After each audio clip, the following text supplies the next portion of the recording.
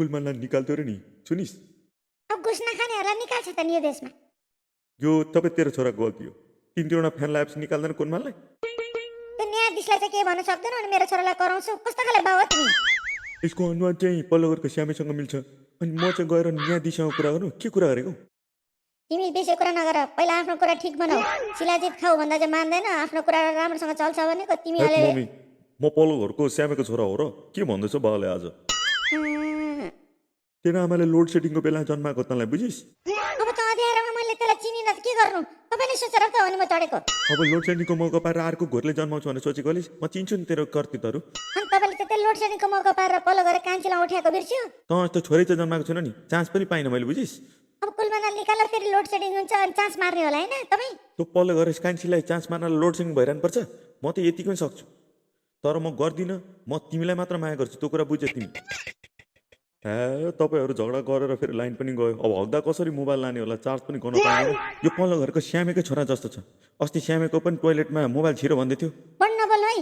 त्यसको 70 pro Max पनि टोइलेटमा छिरो त्यही बोकिरहेको थियो त अस्ति मैले देखेको। 70 प्रो म्याक्स वाटर प्रुफ हो तँलाई चाहिँ कसरी थाहा भयो फेरि त्यही 70 प्रो म्याक्स त्यसले बोकिरहेछ भनेर कति लाटो बाउ हो तपाईँ श्यामे त्यहीँ फ्रिजमा लुकिरहेछ हेर्नु त नपत्याए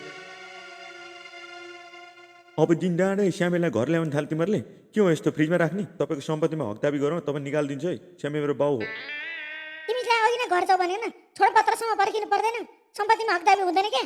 मलाई सम्पत्तिको मतलब छैन तिमी भयो पुग्छ क्या बुझ्दैन तिमीले तिमी जस्तो फुच्चे पुड्केसँग बिहा गर्नु परेको छ। सम्पत्ति नभए हुँदैन मलाई त सम्पत्ति चाहिन्छ हेर यसको लिँदै छाड्छु म। मलाई पुड्क्यो भनेर नहे है तिमीले साँच्चै भनेको श्यामेको छोरो भनेर दोष लाउँदै यो यत्रो अग्लो छ यो यति पुड्के छ देख्नु न तपाईँको छोरो भनेर। ल के भन्नुहुन्छ हौ म आज कसको छोरा हो तपाईँले भन्नुपर्छ मलाई आज तपाईँले नढाँटिकन भन्नु त म कसको छोरा हो भनेर तपाईँले आज मलाई जवाब दिनैपर्छ हेर्नुहोस् यो घोप्टो भने बल्ल हाइट मिल्छ श्यामेसँग यत्रो अग्लो छ तपाईँको छोरा हो कस्तो नबुझेको तपाईँले?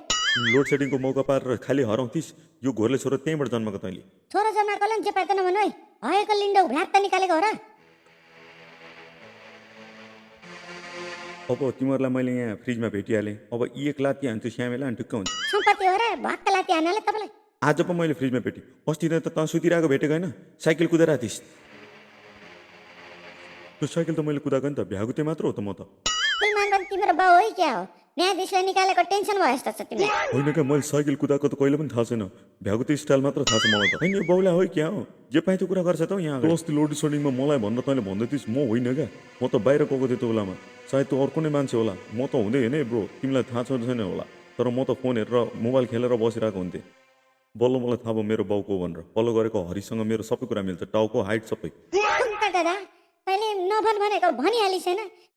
अब मलाई थाहा भयो अब त तँलाई एक भौटी कौडी दिन्न म जेसै गर्छ गर कुलमान ल्याऊ लोड सेडिङ गराऊ हाय